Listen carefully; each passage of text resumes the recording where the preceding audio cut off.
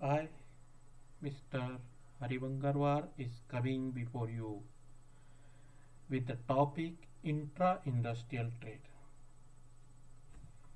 When a country simultaneously imports and exports similar type of goods or services classified in the same sector is called intra-industrial trade. The phenomenon of intra-industrial trade received attention in 1960s in studies by Peter Warden and Bela Balasa on the increased trade flows among European countries. Herbert Grubel and Peter Lloyd further provided a definitive study on the importance of intra-industrial trade and how to measure it.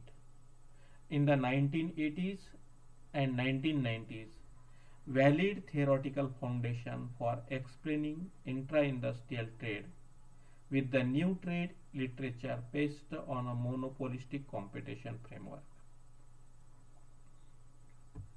Therefore, we can make definition of intra-industrial trade like this. Intra-industry trade refers to the exchange of similar products belonging to the same industry. Therefore, we can divide intra-industrial trade in two types. Number one is horizontal intra-industrial trade. It refers to the simultaneous exports and imports goods classified in the same sector and at the same stage of processing, like South Korea's simultaneous imports and export of mobile telephones in the final processing stage.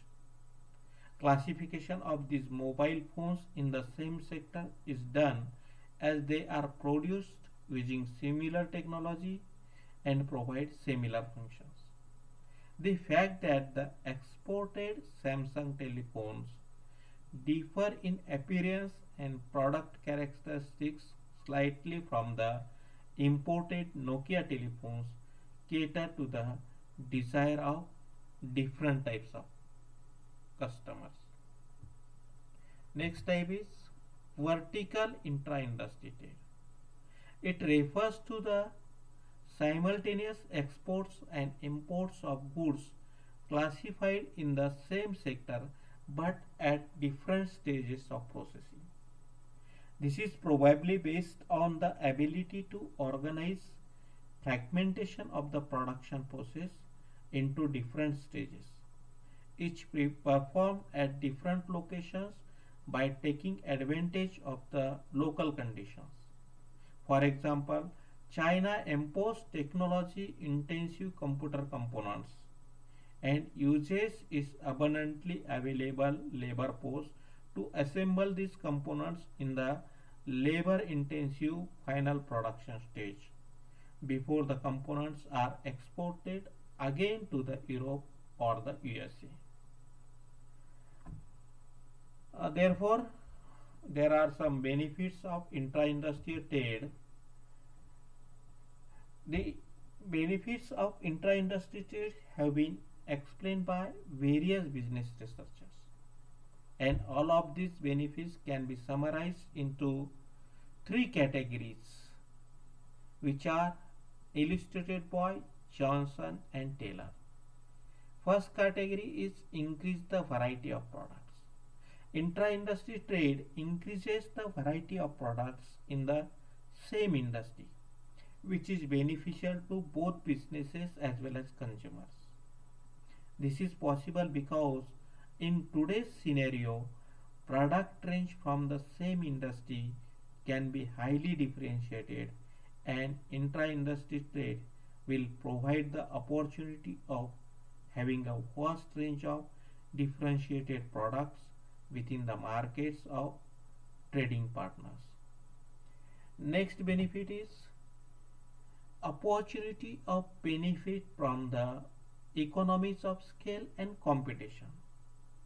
Intra-industry trade gives an opportunity for businesses to benefit from the economies of scale as well as use their comparative advantages. Countries will get more economic benefits if they concentrate on producing specific types of products within a specific range according to their comparative advantages rather than producing all ranges of specific products. And third is assist the economy in short run economic pressures. By stimulating innovation in industry, intra-industry trade can assist the economy in case of short-term economic frictions. Therefore, intra-industry trade is found in different industry across the world to specialize production parts of particular industry. Therefore, intra-industry trade is found in any country. In India, biggest intra-industry trade is gold and ornaments. Thank you for watching this video properly. Thank you. Thank you very much.